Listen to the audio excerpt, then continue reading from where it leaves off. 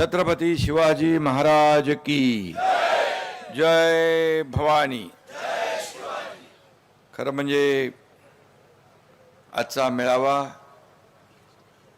छत्रपती शिवाजी महाराजांच्या शिवजन्मभूमीत होतोय। आपल्या सगळ्यांनाच एक अभिमान वाटावा अशी ही सभा या ठिकाणी होते। मी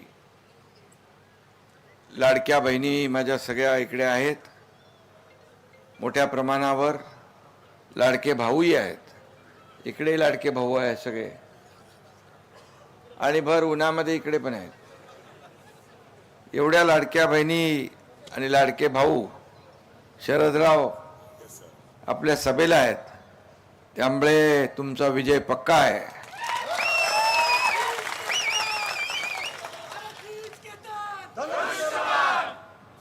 आणि ज्या उमेदवारांच्या पाठीमागे मोठ्या प्रमाणात महिला, त्यांचा मतपेटीत नंबर पहिला, हे गणित आहे। म्हणजे लाडके भाऊही त्यांच्या मागेच आहेत। त्यामुळे मी विधानसभेत पाहिलं, नगर परिषदा, महापालिका आणि आताही मोठ्या प्रमाणावर लाडक्या बहिणी, लाडके भाऊ, शेतकरी, सर्वजण ज्येष्ठ या प्रचार सभांना उपस्थित राहताना पाहतोय। ही भूमी देखील संत तुकाराम महाराजांचे गुरु, संत चैतन्य महाराजांची संजीवन समाधी, रामकृष्ण हरी हा वारकरी संप्रदायाला मंत्र याच भूमीतून दिला, अशी ही पवित्र भूमी आहे। आणि म्हणून मी सगळ्यांना वंदनही करतो आणि पुन्हा एकदा रामकृष्ण हरी हा जयघोष करतो। खरं म्हणजे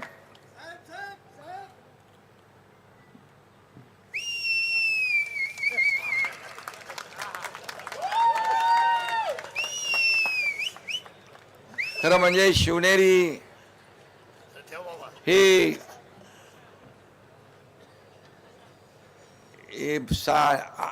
7 तारखेला दाखवते, जिथे गवतानाही भाले फुटतात अशी पराक्रमाची भूमी आहे। ही भूमी मंदिरा इतकीच पवित्र आहे। खरं म्हणजे हीच आपली प्रयाग काशी आहे असं समजूया। या भूमीतल्या लाडक्या बहिणींना, लाडक्या भावांना, ज्येष्ठांना, शेतकऱ्यांना मी भेटायला आलोय, विनंती करायला आलोय।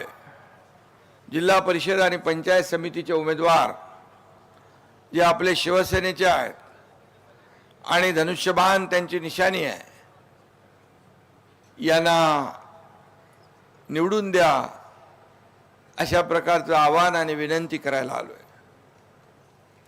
आणि नक्कीच आपण त्या विनंतीला मान द्याल अशी खात्री देखील या ठिकाणी व्यक्त करतो। एकीकडे मगाशीच आपण दिवंगत उपमुख्यमंत्री अजितदादांना श्रद्धांजली वाहिली। दुःखाचं सावट आहे, शोक आहे, आणि त्याच काळात निवडणुकाही आहेत। आणि या निवडणुका आहेत कार्यकर्त्यांच्या। या निवडणुका जो लोकसभा, विधानसभा, आमदार, खासदार या निवडणुकांमध्ये मनापासून काम करतो आणि आमच्यासारख्या लोकांना खासदार, आमदार, मंत्री, उपमुख्यमंत्री, मुख्यमंत्री सगळंच करतो, अशा या कार्यकर्त्यांच्या निवडणुका आहेत। आणि म्हणून अशा कठीण प्रसंगात देखील प्रचार कार्यकर्त्यांसाठी करावा लागतो। आणि म्हणून कार्यकर्त्यांच्या मागे उभं राहणं हे प्रत्येक नेत्याचं कर्तव्य आहे। आणि या कर्तव्य भावनेतून आपण ही सभा या ठिकाणी घेतलेली आहे। खरं म्हणजे कार्यकर्ता हाच प्रत्येक पक्षाचा एक आधारस्तंभ असतो। कार्यकर्ता पक्षाला मोठं करत असतो, कार्यकर्ता नेत्याला मोठं करत असतो, मग त्याची अपेक्षा असते जेव्हा निवडणुका त्याच्या असतात, या कार्यकर्त्याच्या निवडणुका आहेत, जिल्हा परिषद काय, पंचायत समिती काय. आणि म्हणून सर्व नेत्यांनी आपली स्वतःची निवडणूक समजून या कार्यकर्त्यांच्या निवडणुकांमध्ये सहभाग घेतलेला आहे. खरं म्हणजे यापूर्वी शिवरायांच्या या जन्मभूमी जुन्नरमध्ये नगरपालिकेवर आपला भगवा डौलाने आपण फडकवलेला आहे, त्याबद्दल मी आपल्याला मनापासून धन्यवाद देतो. विधानसभेत देखील आपण चमत्कार केलाय, नगरपालिकेतही केला. विधानसभेत लाडक्या बहिणींनी, लाडक्या भावांनी, शेतकऱ्यांनी, सगळ्याच आपल्या ज्येष्ठांनी या झालेल्या विधानसभेच्या निवडणुकांमध्ये थोडं नाही तर अतिशय दैदिप्यमान यश मिळवून दिलं. महायुतीला 232 जागा मिळाल्या. महाराष्ट्राच्या इतिहासात कधी एवढ्या जागा मिळाल्या नव्हत्या. त्या आपण चमत्कार करून दाखवला. मी राज्याचा मुख्यमंत्री असताना या राज्यामध्ये संपूर्ण राज्य, प्रत्येक जिल्हा, तालुका फिरलो आणि मुख्यमंत्री माझी लाडकी बहीण योजना, लेक लाडकी लखपती योजना, एसटी मध्ये 50% सवलत देण्याचा निर्णय, मुलींचं उच्च शिक्षण मोफत देण्याचा निर्णय, आपल्या नावासमोर आईचं नाव लिहिण्याचा निर्णय, शेतकरी सन्मान योजना, केंद्राचे 6,000 होते, आपले 6,000 टाकून शेतकरी सन्मान योजना सुरू केली. पीक विमा योजना, शेतकऱ्यांसाठी अनेक योजना, युवकांसाठी रोजगार पाहिजे, लाडक्या बहिणींसाठी आरोग्याच्या अनेक योजना केल्या. 1.5 लाखाचा महात्मा ज्योतिबा फुले विमा योजना होती. मी मुख्यमंत्री असताना 1.5 लाखाची मर्यादा 5 लाखावर नेली. 5 लाख रुपये महात्मा ज्योतिबा फुले योजनेचे केले. अशा अनेक योजना केल्या. इतके निर्णय आपण घेतले. 2.5 वर्षामध्ये ऐतिहासिक निर्णय घेतले आणि त्यामुळेच आपण 232 जागा निवडून दिल्या. मुख्यमंत्री माझी लाडकी बहीण योजना, सगळ्यात आवडती माझी योजना कुठली असेल तर मुख्यमंत्री माझी लाडकी बहीण योजना. त्या योजनेला देखील त्या काळात विरोध केला. काही लोक कोर्टात गेले. आता झालेल्या निवडणुकांमध्ये देखील निवडणूक आयोगाला एक पत्र दिलं, पैसे यांचे हप्ते थांबवा म्हणून. परंतु आम्ही हप्ते बँकेमध्ये जमा करणारे लोक आहोत, घेणारे नाही, देणारे आहोत. आणि म्हणून आता पण काहीतरी राहिलंय ते 3 महिन्याचे एकदम 4,500 रुपये आपल्या खात्यामध्ये ज्यांचे जमा झाले नाही त्यांचे जमा होतील. इकडे काय बाकी राहिलेले नाही वाटतं दिसत. मिळालेत का? हा, मी आपल्याला एकच सांगतो, आम्ही देखील गरिबी पाहिली आहे. शेतकऱ्याच्या कुटुंबातून माझा जन्म झालेला. त्या काळची आमच्या आईची कुटुंबाची परिस्थिती आम्ही पाहिली आहे. आणि म्हणून जेव्हा आम्ही मुख्यमंत्री झालो तेव्हा आमच्या लाडक्या बहिणी, भावांसाठी, मातांसाठी, शेतकऱ्यांसाठी काही ना काही केलं पाहिजे, याच भावनेतून लाडकी बहीण योजना जन्माला आली. आणि लाडकी बहीण योजना घोषणा केली. काही लोकांना वाटलं फक्त घोषणा आहे निवडणुकीपुरती, परंतु एकनाथ शिंदे शब्द देतो तो पूर्ण करतो आणि तो शब्द आम्ही पाळला, पूर्ण केला. योजना सुरू झाली. आणि मी आपल्याला सांगतो, काही लोक विचारतात निवडणुकांमध्ये तुम्ही 2100 रुपये घोषणा केली आहे. बोले हो, केलेली आहे. योग्य वेळी तेही आम्ही देणार, कुठेही मागे राहणार नाही. जो दिलेला शब्द आहे तो आम्ही पाळणार. आणि कुणी माईकाला आला तरी मुख्यमंत्री माझी लाडकी बहीण योजना कधीही बंद होणार नाही, हा शब्द आहे आमचा. शेतकरी इकडे आहेत, हे आपला हा भाग सगळा सुपीक आहे, शेतीचा आहे. आणि मगाशी आमदार महोदयांनी सांगितलं, काही लोक विचारतात तुम्ही कर्जमाफीचा निर्णय घेतलेला आहे. हो, घेतला आहे. आमची त्या बाबतीत मुख्यमंत्र्यांची आमची बैठकही झाली आहे. एक कमिटी गठीत केलेली आहे. अहवाल आल्यावर योग्य वेळी तोही निर्णय आम्ही घेणार, बिलकुल घेणार. का दिलेला शब्द आम्ही पाळणारे लोक आहोत. त्यावेळेस मुख्यमंत्री माझी लाडकी बहीण योजनेला जवळपास 40 ते 45 हजार कोटी रुपये खर्च वर्षाला होता. कसा करणार, कुठून देणार असा प्रश्न अनेकांनी निर्माण केला. परंतु शेवटी हे पैसे आपले आहेत, हे जनतेचे पैसे आहेत. मग माझ्या लाडक्या बहिणींच्या कुटुंबाला आधार देण्यासाठी आम्ही निर्णय घेतला असला तर काय चुकीचं आहे. तुम्ही तर काय दिलं नाही, परंतु आम्ही जेव्हा दिलं तेव्हा टीका करताय. आणि म्हणून माझा आपल्याला एकच सांगतो मी की कुठल्याही परिस्थितीमध्ये ज्या योजना आम्ही सुरू केल्यात त्या योजना कधीच बंद होऊ देणार नाही, होणार नाही, हा विश्वास या ठिकाणी व्यक्त करतो. खरं म्हणजे या भागामध्ये खूप पर्यटनाला चालना देण्यासारखी परिस्थिती आहे आणि हा सुपीक भाग आहे. पर्यटन इकडे मोठ्या प्रमाणावर होऊ शकतं. आणि त्याचबरोबर आज शरद सोनावणे यासारखा आमदार तुम्हाला मिळालेला आहे. एक आदर्श आमदार, कर्तव्यदक्ष आमदार. आणि कधी रात्री अपरात्री मला फोन करत असतो, पण मी त्याचा फोन घेत असतो, कारण मला माहित आहे की या बिबट्याचं इकडे गडबड चालू आहे. त्यामुळे या बिबट्याचा बंदोबस्त तर आपल्याला करायचंच आहे. आता हे 2 रेस्क्यू सेंटर आणि त्याचबरोबर पुढं नगरला, जुन्नर तालुक्यात 2, हे सर्व व्यवस्था आम्ही निर्णय घेतला आहे, कॅबिनेटमध्ये निर्णय घेतलेला आहे. आणि या भागातलं बिबटमुक्त, दहशतमुक्त वातावरण या ठिकाणी केलं पाहिजे. आणि हे करणार आम्ही. लोकांचे जीव वाचवणार. सर्वात महत्त्वाचा लोकांचा जीव आहे. लहान मुलं आपल्या आईवडिलांसमोरून त्यांचा जीव जातोय, हे उघड्या डोळ्याने पाहणार आहे सरकार नाही, हे सर्वसामान्यांचं सरकार आहे. सर्वसामान्यांच्या जीविताचं रक्षण करणारं सरकार आहे.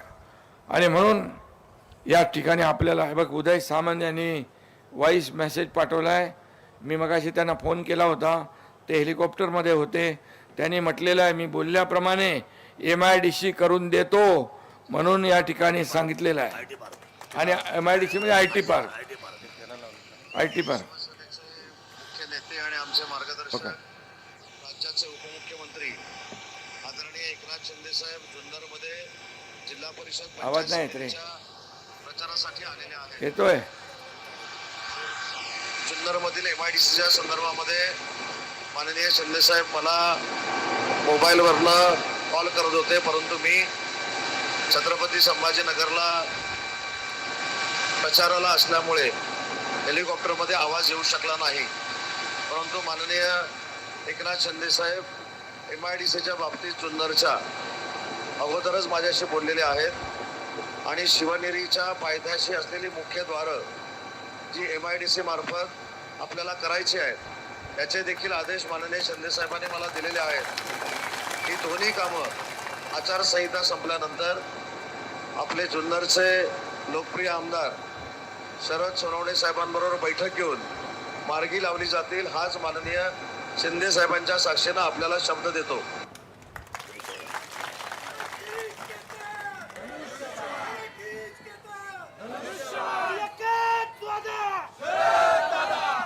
एकच आहे माझी काम करण्याची पद्धत.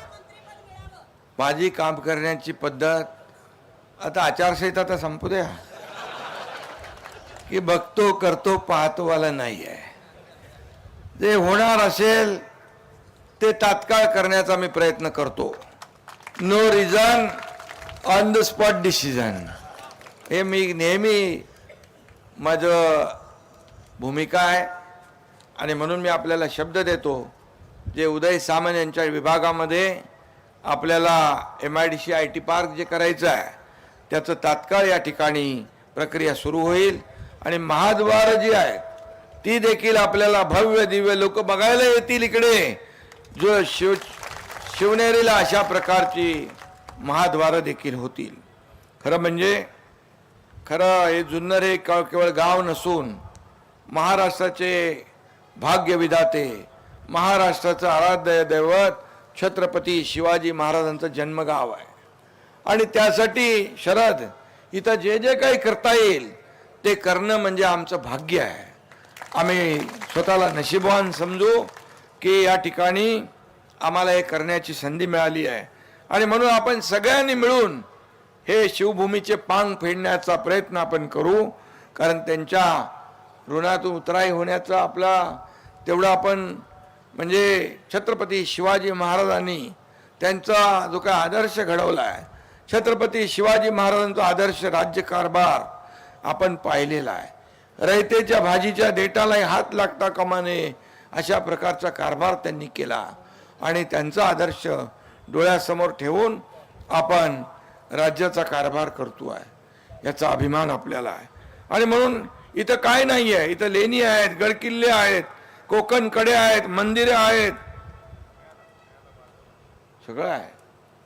जुन्नरला देशातला नंबर 1 पर्यटन तालुका केला पाहिजे अशा प्रकारचे शरद भाऊनी जे इथं मागणी केलेली आहे ती मागणी नक्की या ठिकाणी पूर्ण केली जाईल अशा प्रकारचा शब्द मी या ठिकाणी देऊ इच्छितो. आणि डुंबरवाडी इथं काय आपण फूड प्रोसेसिंग करतोय,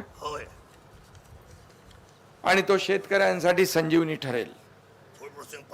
फूड प्रोसेसिंग पार्क आंबेगाव तो आपल्याला फायद्याचा होईल ना.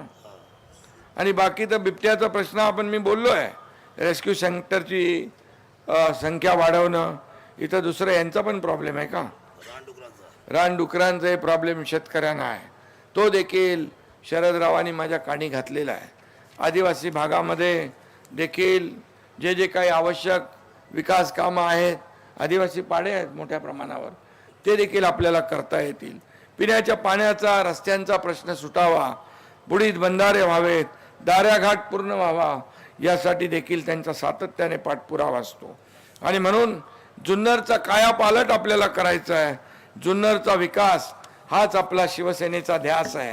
आणि म्हणून मी आपल्याला एवढंच सांगतो की एक आपला आमदार जो आहे, आमदार सातत्याने पाठपुरावा करणार आहे. आमदार एकदा कुठला विषय घेतला की तो पार तडीच नेल्याशिवाय शांत बसत नाही, असा प्रकारचा आमदार आपण निवडून दिलेला आहे. आणि म्हणून या भागामध्ये जे जे काही आपल्याला करता येईल ते आपण नक्की करू. आणि पर्यटनालाही चालना देऊ. इथले तरुण रोजगारासाठी दुसऱ्या शहरांमध्ये जाता त्यांना जायची वेळ येऊ नये, यासाठी इथंच रोजगार मिळाला पाहिजे, इथंच पर्यटन झालं पाहिजे, त्याला चालना मिळाली पाहिजे, अशा प्रकारचा या ठिकाणी प्रयत्न आपण करूया. आणि म्हणून काय आणखी रस्ता कुठला येतोय तुमच्याकडे, मुरबाड जुन्नर महामार्ग, तो देखील करायचा. आणि पुणे नाशिक रेल्वे देखील बऱ्याच वर्षापासून रखडलेली आहे. पण मी आपल्याला विश्वास देतो की याला आपण तात्काळ चालना देऊ आणि या गेल्या अनेक वर्षापासूनचा जो विषय आहे तो आपण मार्गी लावू. त्याचबरोबर कुठला हायवे, पंतप्रधान गतिशक्तीमध्ये 56 किलोमीटर लांबीचा जुन्नर तळेगाव रस्त्याच्या कामाला देखील आपण हाती घेतलेला आहे. हा महत्त्वाचा ब्राऊनफील्ड प्रकल्प भीमाशंकर जुन्नर बांकर फाट्याला जोडायचा आहे, बरोबर आहे ना. आणि म्हणून यामध्ये देखील आपल्याला हा पुढे न्यायचा. चिलेवाडी धरणाच्या रखडलेलं काम जे आहे त्याला गती द्यायची आहे. त्यासाठी दुरुस्तीसाठी आपण 313 कोटी मंजूर केलेले आहेत. कारण मी मुख्यमंत्री असताना या ठिकाणी अनेक विषयांना हात घातला होता आणि म्हणून या संपूर्ण राज्यभरात मी कुठं कुठं जातो त्यावेळेस काही प्रकल्प सुरू झालेले असतात, काही प्रकल्प पूर्ण झालेले असतात आणि त्यावेळेस मला सांगितलं जातं तुम्ही मुख्यमंत्री असताना याला आपण पैसे दिलेले आहेत आणि म्हणून माझ्याकडे जेव्हा जे प्रकरणं आली त्याला माहीत आहे शरदला की मी तात्काळ त्याच्यावर सही केली आणि तो मार्गी लावण्याचा प्रयत्न केलेला आहे आणि म्हणून या संपूर्ण महाराष्ट्रामध्ये आपण विकासाला चालना दिली आहे, लोकाभिमुख कल्याणकारी योजनाही आपण केलेल्या आहेत आणि त्यामुळे या जुन्नर तालुक्यामध्ये एवढं मोठं पोटेन्शियल आहे. तुमचे दुसरी सफारी पण आहे ना इकडे काय बिबट सफारी बनवायचे, पैसे टाकले तुम्ही 80 कोटी बिबट सफारी जी आहे मग त्याच्या आतमध्ये त्यांना टाकून द्यायचं आतमध्ये टाकून द्यायचे.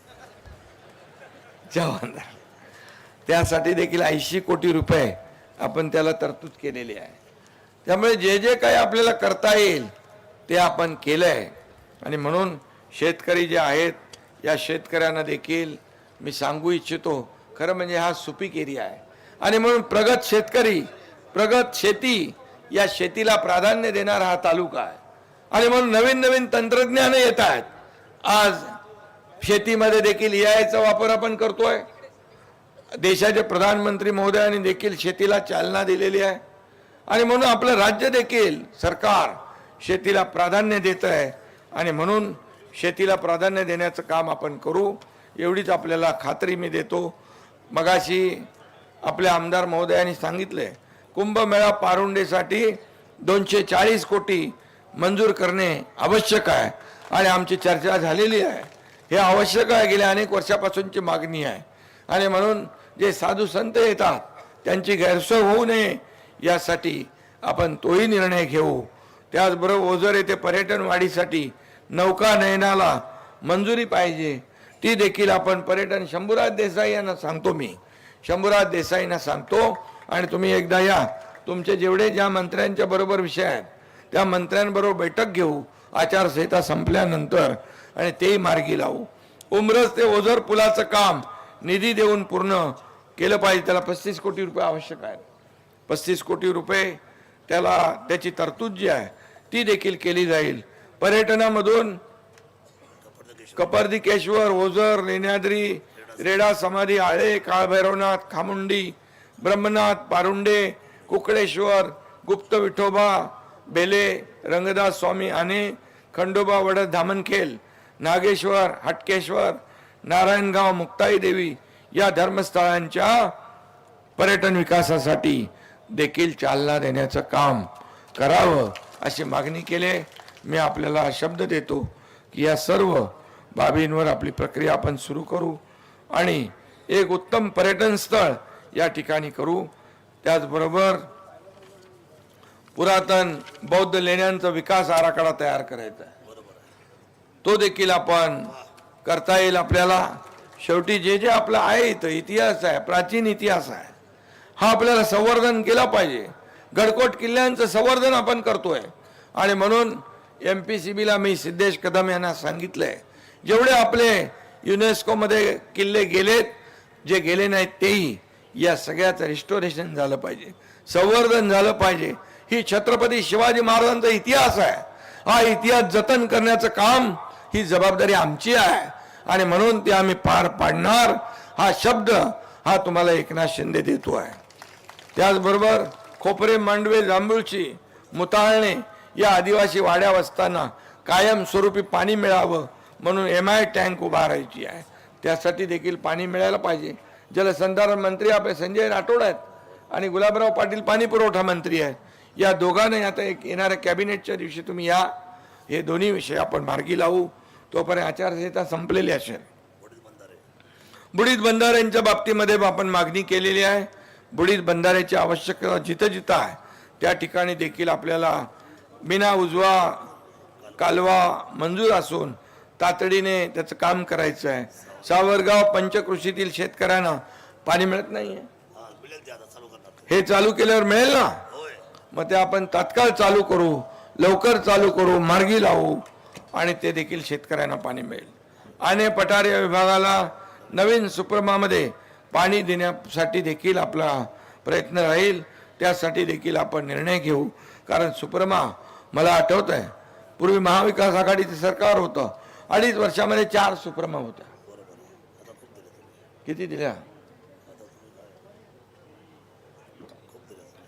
2.5 वर्षात 4 सुपरमा. आणि मी मुख्यमंत्री झाल्यानंतर जवळपास 120 सिंचन प्रकल्पांना आपण सुपरमा दिलेल्या आहेत. शेवटी शेतकरी आपला अन्नदाता आहे, नारायणगाव तुम्ही आता नगर परिषद करताय, मायबाप आहे. हे गाव आणि नारायणगाव आणि म्हणून या राज्याच्या तिजोरीवर पहिला अधिकार कोणाचा असेल तर माझ्या शेतकऱ्याचा आहे, हे मानणारे आम्ही लोक आहोत. म्हणून आता ऑक्टोबरमध्ये झालेली अतिवृष्टी पाहिली आपण. आम्ही फक्त त्यांना तोंडी आश्वासन दिलं नाही. मी मुख्यमंत्री असताना त्यावेळेस देखील NDRFचे नियम आम्ही बाजूला ठेवले. 2 हेक्टरचे 3 हेक्टर केले. सततच्या पावसामुळे होणारं नुकसान मिळत नव्हतं, ते देण्याची सुरुवात झाली. आणि ऑक्टोबरच्या अतिवृष्टीत झालेल्या नुकसानीमध्ये 32,000 कोटींचं पॅकेज सरकारने जाहीर केलं आणि त्याचं वितरण सुरू झालं. हे शेतकऱ्यांसाठी हे सरकार काम करतंय. आणि म्हणून माझ्या लाडक्या बहिणी आहेत, लाडके भाऊ आहेत. या लाडक्या बहिणींना देखील स्वतःच्या पायावर उभं करायचं आहे. स्वतःच्या पायावर उभं करून व्यवसाय उद्योगाच्या माध्यमातून, पर्यटनाच्या माध्यमातून, बचत गटाच्या माध्यमातून त्यांना आत्मनिर्भर करायचं आहे. त्यांना लखपती झालेलं आम्हाला बघायचं आहे. ही आमची भूमिका आहे सरकारची. हा आमचा संकल्प आहे. जे बोलतो ते आम्ही करतो. आणि म्हणून माझ्या सर्व या ठिकाणी शेतकरी आहेत, लाडके भाऊ आहेत, लाडक्या बहिणी आहेत, या सगळ्यांना माझी काय ओतूर आणि नारायणगाव नगर पंचायत करणार, नगरपंचायत करायची आहे अशी मागणी तुमची म्हणजे ग्रामस्थांची म्हणजे तुमची. आणि हे काम माझ्याकडेच आहे नगरविकास मंत्री म्हणून. त्यामुळे ओतूर नारायणगाव याची नगरपंचायत तात्काळ आपण करू आणि त्याचाही विकास आपल्याला करता येईल. कारण नगरविकास विभागाच्या माध्यमातून आपल्याला त्यांना नगर विकासासाठी, रस्त्यांसाठी, पाण्यासाठी निधी देखील देता येईल. आणि म्हणून ही देखील मागणी आपली आम्ही मान्य करू. लवकर त्याची प्रक्रिया पूर्ण करू. लाडक्या पत्रकारांचं देखील काय विषय असतील तेही आम्ही सोडवू. लाडके पत्रकार चांगल्या बातम्या द्या तुम्ही. आणि या निवडणुकीमध्ये जिल्हा परिषदच्या पंचायत समितीच्या 7 तारखेला बरोबर धनुष्यबाणावर मतदान झालं पाहिजे, हे पण बघा. अरे थांबा की. आणि म्हणून मी आपल्याला पुन्हा एकदा मनापासून धन्यवाद देत असताना, या शिवसेना ही शिवभक्तांची आहे. आणि म्हणून ही निवडणूक तुमच्या गावाच्या विकासाची आहे. ही जिल्हा परिषद, जिल्हा परिषद, पंचायत समित्या, बाकी महापालिका, नगर परिषदा झाल्या, आपल्या शहराच्या निवडणुका झाल्या. ह्या आपल्या ग्रामीण भागाच्या निवडणुका आहेत. आणि या ग्रामीण भागामध्येचा विकास करायचा असेल तर आपल्या हक्काचा जिल्हा परिषद सदस्य पाहिजे, पंचायत समिती सदस्य आपल्या हक्काचा पाहिजे. आणि म्हणून आपल्या हक्काचा सदस्य निवडून द्या. आणि या पुणे जिल्हा परिषदेवर शिवसेनेचा भगवा, शिवरायांचा, शिवसेनेचा भगवा आपल्याला डौलाने फडकवायचा आहे. हे करायचं असेल तर आपल्याला तुमच्याकडे जेवढ्या जागा, जिल्हा परिषद गट किती आहेत? 8 जिल्हा परिषद गटातले लोक आहेत. नाव घेऊ का यांचं? सिंधू कैलास गारे, डिंगोरे उदापूर, ओतूर धालेवाडी, अक्षदा प्रसाद पानसरे मांडे, आळे पिंपळवंडी मंगेश गुलाबराव काकडे, राजुरी बेले स्मिता पंकज कनसे, बोरी बुद्रुक खोडत जयश्री ज्ञानेश्वर खंडागळे, नारायणगाव वारुळवाडी नेहा योगेश बाबूभाऊ पाटे, सावरगाव कुसूर संतोष ज्ञानेश्वर चव्हाण, बारव तांबे सुनीता रोहिदास बोराडे. आणि हे कोण आहे? प्रशांत.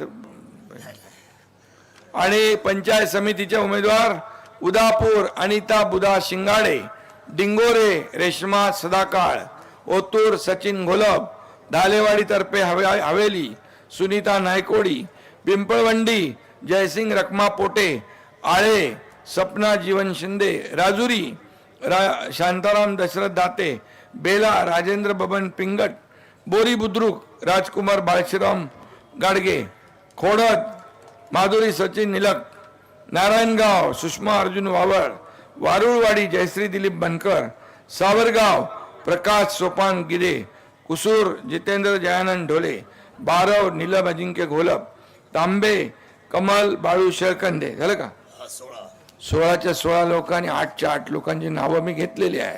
आता मतदान तुम्हाला करायचं आहे आणि म्हणून माझी विनंती आहे की 7 तारखेला धनुष्यबाणासमोरचं बटन दाबायचं आहे. धनुष्यबाणाला मत म्हणजे विकासाला मत आहे. शिवसेनेला मत म्हणजे विकासाला मत आहे. आपला अजेंडा विकासाचा आहे. अजेंडा आपला विकासाचा घेऊन आपण निघालेलो आहे. म्हणून आपली ही जी काही निवडणूक 7 तारखेची आहे, उद्याच्या आपल्या मुलाबाळांच्या भवितव्याची आहे. आपल्या जुन्नर तालुक्याच्या भविष्याचा फैसला करणारी ही निवडणूक आहे. आणि म्हणून 5 वर्ष हे सर्व लोक निवडून आले की आपली सेवा करतील, हा शब्द मी आपल्याला देतो. फक्त 7 तारखेला आपण धनुष्य बाणासमोरचं बटन दाबा आणि या सर्व उमेदवारांना निवडून आणा ही विनंती करतो. बाकी आपल्याला सांगतो, विकासाला निधी कमी पडू देणार नाही हा शब्द एकनाथ शिंदे देतोय. धन्यवाद. जय हिंद, जय महाराष्ट्र.